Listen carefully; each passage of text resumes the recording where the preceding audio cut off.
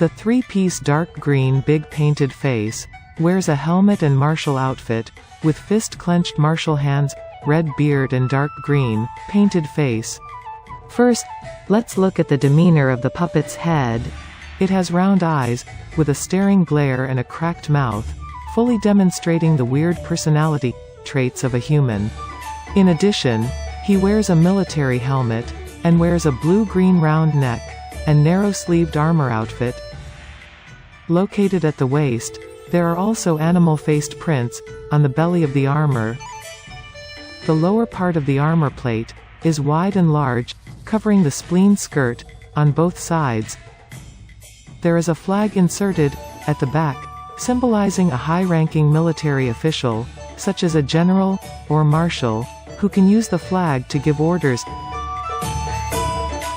This is a character in the painted face category that has a dark green face with beard known as dark green painted face.